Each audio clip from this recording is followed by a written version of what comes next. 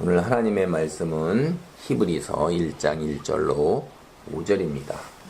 예수님을 통하여 라는 제목으로 하나님께서 우리에게 주시는 말씀을 살펴보고자 합니다. 그리스도인이라 우리를 이렇게 부르죠, 세상에서는. 근데 이렇게 그리스도인이라 하는 말은 인류의 구원자 대신 메시아 예수 그리스도에서 비롯된 말입니다. 즉 예수 그리스도를 믿는 성도를 세상에서 그리스도인이라고 부르고 있습니다. 이 말은 바로 그리스도라는 예수님의 직분에서 비롯된 것입니다. 우리가 예수 그리스도 했을 때 예수는 이름이고 그리스도는 직분, 역할, 소명 이런 것들을 나타내는 말이에요. 나사렛 예수 또 이렇게 성경에서 나오는데 이 나사렛 예수 할 때 이 나사렛이라는 것은 그 이스라엘 지방, 유대 지방의 지명입니다. 그래서 나사렛 예수 하면 나사렛이라는 지방의 출신이라는 거예요. 이 예수님 당시 유대인들에게는 성이 없었습니다. 이름만 있었어요. 그래서 비슷한 이름을 가진 사람들이 많았기 때문에 누가 누구인지 구별을 하기 위해서 출신 지역을 앞에 붙였습니다. 그래서 같은 비슷한 이름이나 같은 이름을 가진 사람들이라도 누구구나 하고 알 수가 있었는데 지역이 마치 오늘날 우리의 성과 같은 그런 구실을 했던 거죠. 예수님 당대에도 예수라는 이름을 가진 사람이 많았습니다. 이전부터 예수라는 이름을 가진 사람이 많았는데 이 예수라는 이름의 뜻이 아주 좋습니다. 그래서 많은 사람들이 예수라는 이름을 사용했던 것입니다. 유대인들은 이름을 매우 중요하게 생각했습니다. 이 이름에다 큰 의미를 두어서 자녀의 이름을 지었기 때문에 이처럼 좋은 이름은 많은 사람들이 그렇게 함께 사용했던 것입니다. 예수라는 이름은 모세의 제자 여호수아, 여기서 이제 시작된 것입니다. 여호수아의 뜻은 하나님은 구원이시다 라는 거예요. 히브리어 여호수아가 이제 예수님 당대에 사용했던 언어는 아람어예요. 그 아람어는 히브리어가 조금 변형된 겁니다. 그래서 거기에서는 여호수아가 예수아 이렇게 이제 불리게 됩니다. 아람어 예수아, 이것은 신약 성경이 기록된 당시의 언어는 헬라어죠.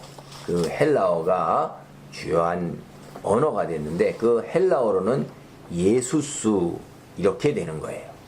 그래서 그 헬라어 예수수는 이제 로마의 그 언어인 라틴어로 가서 JESUS, 이게 이렇게 예수수 발음으로 JESUS가 되어요. 그 영어에서도 이 철자를 그대로 사용하게 되면서 이거를 영어에서는 지저스라고 이렇게 이제 발음하게 되었습니다. 정리하면은 오늘날 한글로 예수라고 하는 이름은 여호수아에서 비롯된 것으로 하나님은 구원이시다 라는 뜻이에요. 우리는 예수님을 믿는 사람이에요. 보다 정확하게 말하면 예수님이 선포한 복음도 예수님과 함께 믿는 사람인 것이에요.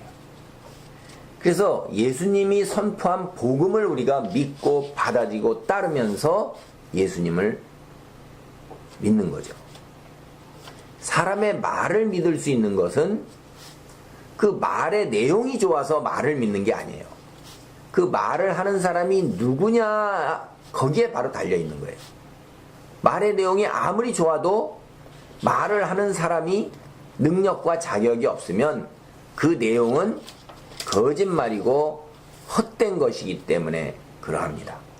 우리가 세상에서 거짓말이나 헛된 말을 하는 사람, 그래서 다른 사람으로부터 그 사람의 것을 탈취하고 빼앗고 가져가는 사람을 뭐라고 그러냐면 사기꾼이라고 그래요. 사기꾼의 말에 넘어간 사람의 그 마지막 최후가 얼마나 힘들어요. 굉장히 고통과 슬픔과 낙담 속에서, 곤궁 속에서 살아가게 마련이에요. 사기꾼에게 모든 것을 다 빼앗겼기 때문에 그래요. 그 사기꾼의 말이, 내용이 너무나도 좋아서 그 말에 홀딱 넘어가면 그렇게 될 수 있다 이 말이에요. 그러므로 우리는 예수님이 선포한 복음의 내용, 이거보다도 먼저 예수님이 어떠한 분이신가를 살펴보고 예수님이 선포한 복음을 믿을 수 있구나, 이렇게 나가게 되는 거예요. 예수님을 믿을 수 있으면 예수님이 선포한 이야기, 선포한 복음을 믿을 수가 있는 거죠. 그런 면에서 오늘 히브리서 1장 1절로 5절이 예수님이 어떠한 분이다 라고 먼저 소개를 하고 있는 것입니다. 첫째, 예수님은 하나님께서 마지막으로 보내신 분이세요. 그 이슬람은 예수님도 선지자로 인정하면서 하나님께서 예수님 뒤이어서 보낸 선지자가 마호멧이라고 그러는 거예요. 그리고 마호멧이야말로 정말로 하나님께서 마지막으로 보내신 선지자라는 거예요. 근데 성경은 그렇게 얘기하지 않고 있습니다. 하나님은 예수님을 이 세상에 보내셔서 구원과 심판을 선포하도록 하셨는데, 예수님 이후로 더 이상 하나님이 보내는 사람이 없다고 말씀하고 계셔요. 히브리서 1장 1절로 2절입니다. 옛적의 선지자들을 통하여 여러 부분과 여러 모양으로 우리 조상들에게 말씀하신 하나님이 이 모든 날 마지막에는 아들을 통하여 우리에게 말씀하셨으니 이 아들을 만유의 상속자로 세우시고 또 그로 말미암아 모든 세계를 지으셨느니라. 하나님께서는 일찍부터 하나님을 거역하고 하나님께 불순종하며 자기 자신의 육체의 탐욕, 즉 쾌락을 채우려는 사람들, 이 사람들을 구원하시려는 계획을 마련하셨어요. 쉽게 얘기하면 아담 이후로 타락한 인류를 구원하려는 계획을 창세전부터 마련하셨던 거예요. 그리고 그 계획대로 인류의 역사를 이끌어 오셨던 것입니다. 우리가 그러한 사실을 알 수 있는 것은 구약성경 전체를 통해서 하나님이 인류 구원을 위한 역사를 이끌고 오시는 것을 볼 수가 있어요. 하나님께서는 이스라엘 민족을 택하여 온 세상에, 이 세상을 창조하신 유일한 전능하신 분이 하나님이시라는 것을 알리도록 하셨던 거예요. 그리고 이스라엘 백성이 그 소명을 감당하면서 세상에 빛을 비추어서 세상 사람으로 하여금 살아계신 하나님을 깨달을 수 있도록 하신 것입니다. 그래서 이스라엘 민족을 택하고 성경 말씀을 계시로 주셨고 성경 말씀을 보존하도록 하셨던 것입니다. 하나님께서는 이스라엘 백성이 이러한 사명을 잊지 않고 잘 감당할 수 있도록 계속해서 하나님께서는 사람을 보내셨어요. 선지자를 보내주셨어요. 우리가 성경을 읽어보면 그 하나님의 사람들의 이름이 참 많이 나오고 그들이 한 일들이 참 많이 나와요. 여러 가지로 하나님께서는 그들을 통해 구원을 베푸시고 은혜를 베푸시고 기적을 베푸셨어요. 그래서 하나님이 살아계신 유일한 신이라는 것을 이스라엘 민족들은 깨달았고 알 수 있었고, 또한 주변의 많은 이방 민족들이 하나님이 전능하신 신이라는 것을 직접 다 경험할 수 있었던 거예요. 그러나 이스라엘 민족은 안타깝게도 하나님께서 보내신 선지자들을 계속해서 거부했던 거예요. 하나님께서 주신 사명도 제대로 감당하지 않았던 거예요. 이 사실은 구약 성경 전체를 통해서 내내 나타나는 것이고, 또 예수님이 증언하시기도 하셔요. 마태복음 21장 33절로 37절 말씀입니다. 다시 한 비유를 들으라. 한 집 주인이 포도원을 만들어 산 울타리로 두르고 거기에 즙 짜는 틀을 만들고 망대를 짓고 농부들에게 세로 주고 타국에 갔더니 열매 거둘 때가 가까움에 그 열매를 받으려고 자기 종들을 농부들에게 보내니 농부들이 종들을 잡아 하나는 심히 때리고 하나는 죽이고 하나는 돌로 쳤거늘 다시 다른 종들을 처음보다 많이 보내니 그들에게도 그렇게 하였는지라. 후에 자기 아들을 보내며 이르되 그들이 내 아들은 존대하리라 하였더니. 예수님이 말씀하신 이 비유에서 집주인은 하나님이시고 포도원과 농부들은 이스라엘 백성을 가리키는 거예요. 종은 하나님께서 보내진 선지자이고 아들은 예수님을 가리키는 것입니다. 구약 성경에 있는 것처럼 이스라엘 민족은 하나님께서 주신 사명을 잘 감당하지 못했어요. 하나님의 백성답게 이 세상에 빛을 발하기 위해서는 마치 포도나무가 포도 열매를 주렁주렁 맺듯이 그들은 세상 사람들과 구별된 그런 삶의 열매, 행실의 열매를 맺어야 했던 거예요. 그렇게 하도록 하기 위해서 하나님은 계속해서 주의 종 선지자들을 보내셔서 기적과 은혜로 이스라엘 백성을 구원하셨던 것입니다. 이방의 치니까 압제에서 구해내셨을 뿐만 아니라 그들을 가나안 땅으로 인도해내셨던 거예요. 그런데 이스라엘 민족은 삶 속에서 하나님의 놀라운 구원의 기적을 체험하면서도 여전히 하나님을 믿지 않고 여전히 세상에서 누리는 육체적 쾌락을 쫓아갔던 거예요.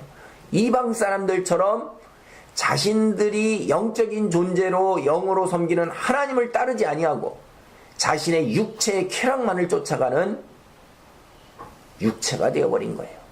그래서 세상 사람과 구별된 거룩한 삶을 살지 못하고 거룩한 삶의 열매를 맺지 못했던 거예요. 빛을 비추지 못했던 거예요. 그래서 하나님은 이제 마지막으로 하나님의 아들 대신 예수님을 이 세상에 보내어서 인류를 구원하시고자 했던 것입니다.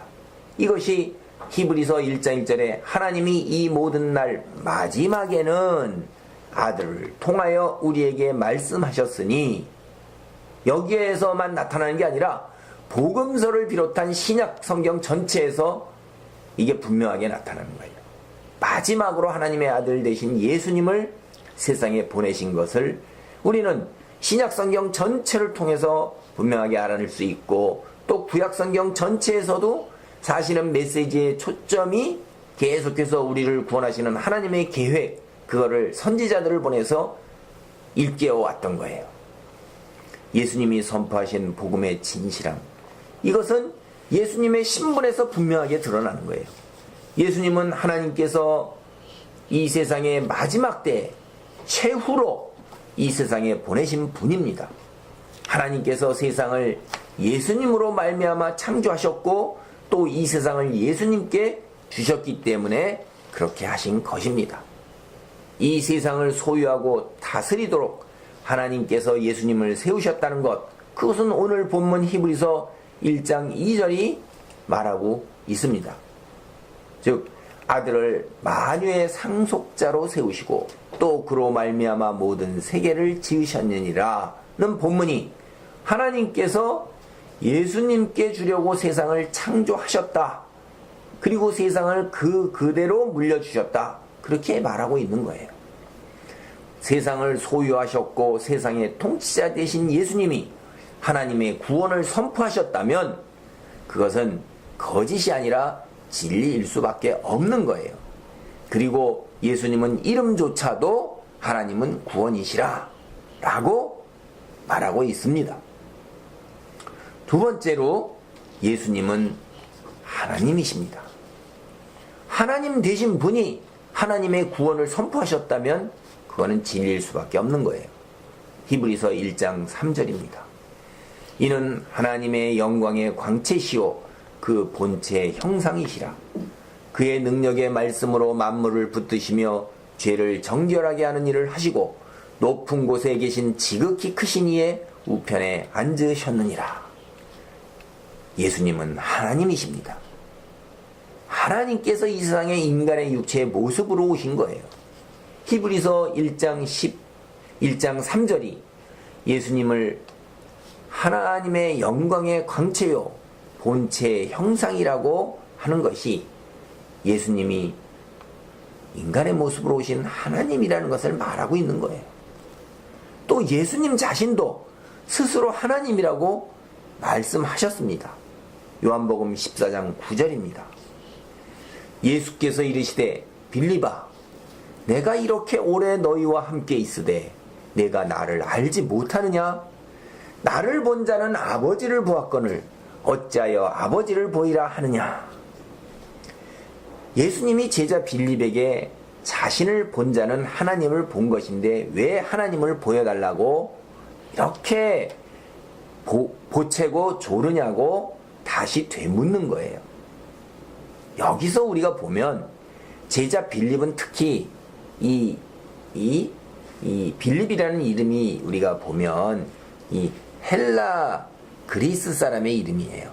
그러니까 헬라인으로서 그리스도인 된 사람인 것을 우리가 추측해 볼 수가 있어요. 이름에서. 그러니까 그는 구약 성경에 능통하지 못했을 것이고 이 하나님에 대한 그 간절한 마음이 있을 거예요. 그래서 하나님을 직접 봤으면, 우리도 왜 신앙생활을 하다 보면 내가 하나님을 직접 보았으면 하는 마음이 있고 내가 하나님을 만났으면, 예수님을 만났으면 하는 마음이 있잖아요. 그리고 하나님의 기적을 직접 체험했으면 하는 마음이 당연히 있는 것입니다.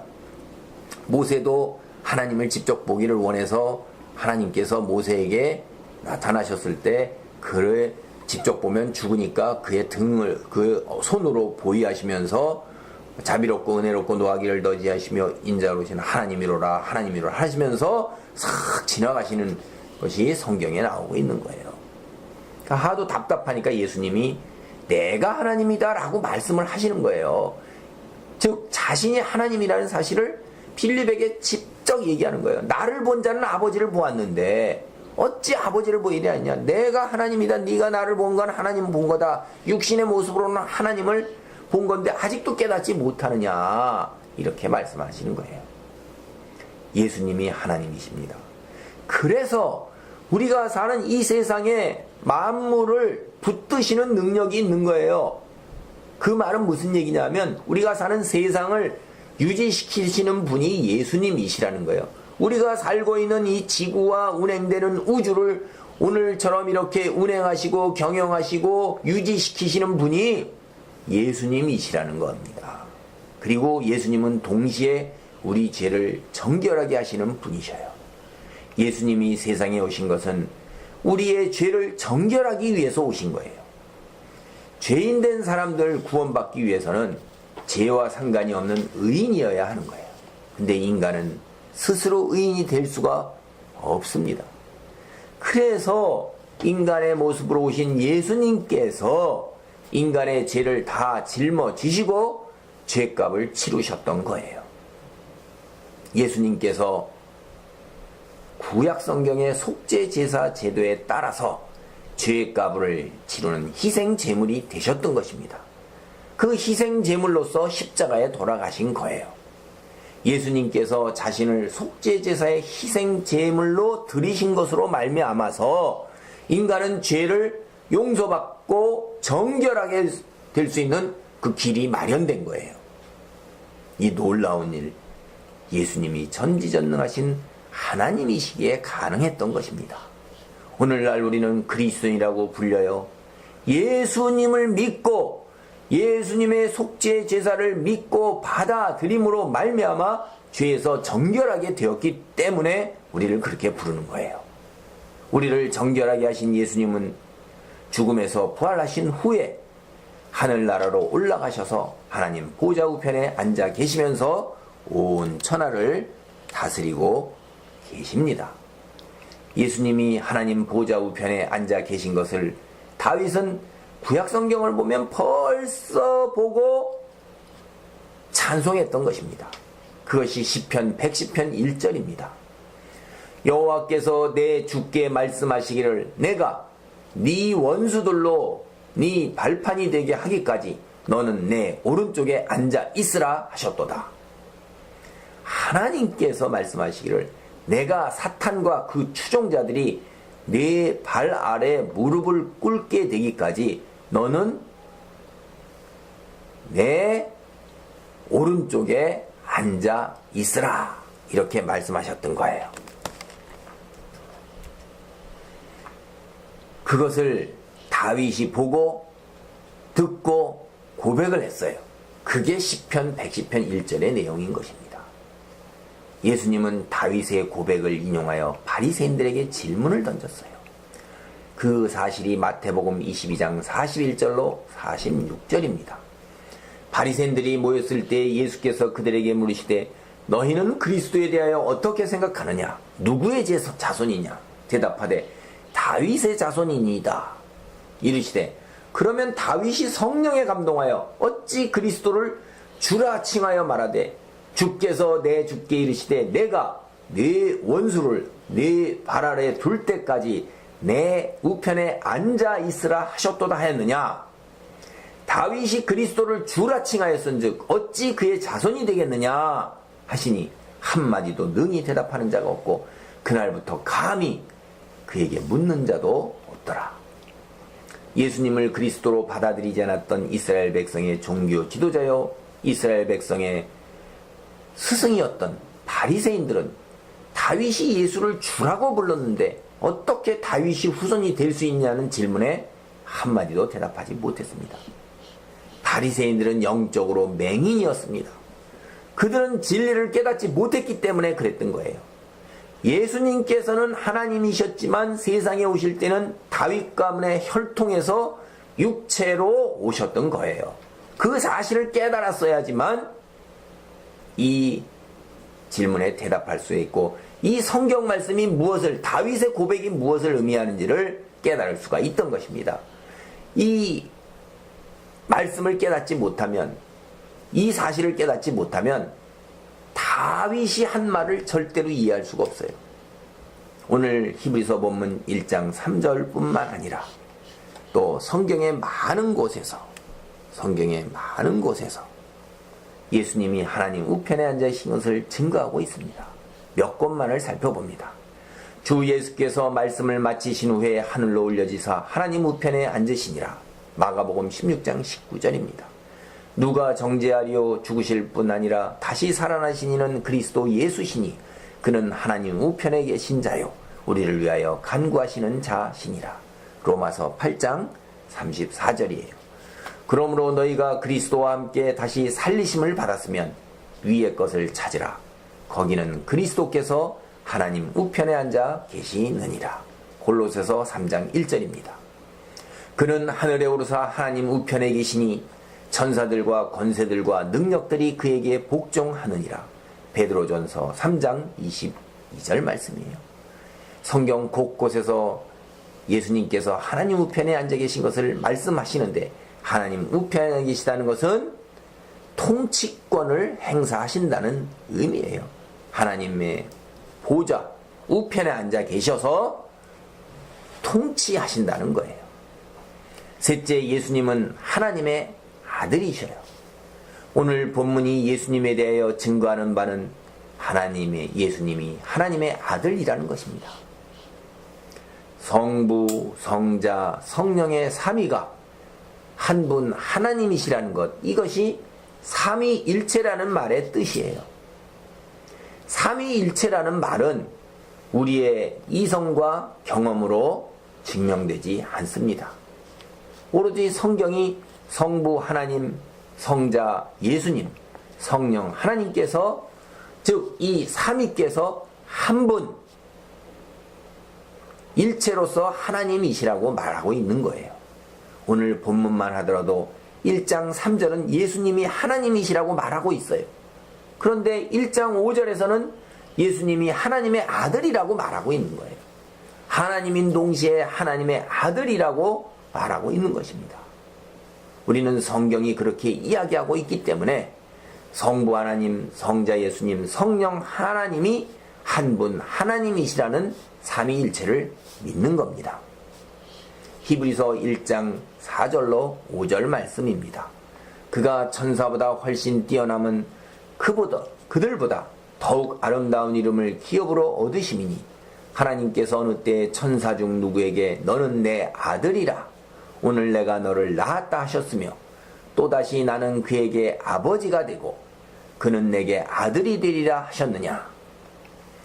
예수님은 인간의 모습으로 오셨기에 영적 존재인 천사를 숭배하는 사람들은 예수님이 천사보다 못하다고 생각하기도 했습니다. 그런데 천사는 하나님이 창조하신 영적 피조물이에요. 예수님은 하나님의 아들로서 천사보다 훨씬 뛰어난 하나님의 아들이십니다. 하나님의 아들이라는 이름은 천사보다도 더욱 아름다운 이름이에요. 하나님은 오늘 본문대로 천사 중 그 누구에게도 내 아들이라고 말씀하신 적이 없어요. 그러나 하나님께서는 예수님에 대해서 분명히 아버지가 되신다고, 그리고 예수님은 하나님의 아들이라고 분명하게 말씀하시고 계셔요. 히브리서 1장 5절이 이 사실을 증거하고 있습니다. 히브리서의 이 구절은 사실은 사무엘하 7장 14절에서 인용한 거예요. 사무엘하 7장 12절로 14절의 말씀을 보겠습니다. 내 수완이 차서 내 조상들과 함께 누울 때 내가 내 몸에서 날 내 씨를 내 뒤에 세워 그의 나라를 견고하게 하리라. 그는 내 이름을 위하여 집을 건축할 것이요 나는 그의 나라 왕위를 영원히 견고하게 하리라. 나는 그에게 아버지가 되고 그는 내게 아들이 되리니 그가 만일 죄를 범하면 내가 사람의 매와 인생의 채찍으로 징계하려니와. 다윗에게 이제 내가 죽으면 네 뒤에 후손 중에서 왕을 세워서 그 나라를 견고하게 할 것이다. 그 왕은 여호와 하나님의 이름을 위하여 하나님의 집을 건축할 것이다. 하나님의 나라를 건축할 것이다. 여기 집이라는 것은 성전이라는 의미도 있지만 이게 나라라는 의미도 있어요. 두 가지가 겹쳐지고 있는 것입니다. 잘 보십시오. 여기 얘기는 솔로몬 얘기도 되겠지만은 예수님의 얘기도 되는 거예요. 나는 그의 나라 왕위를 영원히 견고하게 하리라. 예수님의 나라, 예수님이 다스리는 나라는, 하나님의 나라는, 예수님이 왕이 되신 것은 영원히 견고하게 돼서 멸망하지 않는 거예요. 나는 그에게, 예수님에게 아버지가 되고 예수님은 내게 아들이 되리니, 그렇게 나오고 있잖아요. 그렇죠. 그래서 이 예언은 순전히 다윗 왕가의 육체적 혈통만으로 이해하게 되면 이스라엘의 남유다 왕국이 멸망하고 다윗 왕가가 끊어진 것을 이해하지 못하는 거예요. 이것은 그러한 메시지 뒤에 그 솔로몬 씨가 나라를 견고하게 하면서 성전을 건축하는 메시지도 되지만 집이 하나님의 나라라고 이 예수님에 대한 예언으로 겹쳐서 메시지가 되는 것을 보면은 우리는 이해할 수가 있는 거예요. 두 가지 메시지가 겹쳐 있는 것이 이 메시지의 이해입니다. 다윗 왕국의 두 가지 메시지가 겹쳐서 나오고 있어요. 성경에서 다윗 왕국이 나올 때는 이 다윗 왕국뿐만 아니라 하나님의 나라, 예수님이 다스리는 하나님의 나라, 이게 겹쳐서 나오고 있는 거예요. 이걸 바르게 이해하지 못하면 성경 말씀이 이해가 안 되고 논리적으로 맞지가 않아요. 다윗 왕가의 후손에서 태어날 자 중에서 하나님이 아버지가 되고 그가 하나님의 아들이라 일컬음을 받게 될 자가 태어날 것입니다. 바로 예수님이신 거예요. 예수님을 이야기하는 거예요. 예수님이 세우실 나라는 하나님의 나라입니다. 세상 나라와 달리 영원한 나라예요. 예수님이 하나님 보좌 우편에 앉아 계셔서 다스리는 하나님의 나라는 영원히 멸망하지 않고 계속되는 견고한 나라입니다. 그런데 예수님은 어떻게 오셨죠? 다윗 왕가의 혈통을 따라서 육체를 지니고 이 땅에 오셨어요. 예수님은 하나님의 아들로서 하나님 나라의 영원한 통치자이신 것입니다. 다윗 왕가의 육체적 혈통을 따라 오신 영원한 통치자이신 거예요. 말씀을 정리합니다. 예수님은 마지막 때에 하나님께서 최후로 보내신 하나님의 아들이십니다. 예수님은 인간의 모습으로 오신 하나님이십니다. 예수님이 우리에게 선포하신 복음은 하나님은 구원이시라는 것을 이루신 것입니다. 예수님이 선포하신 복음만이 유일한 진료, 구원의 길인 것을 믿고 성숙한 믿음의 자리에 나아가 하나님이 하나님 되심을 세상의 빛으로 비추기 바랍니다. 아멘.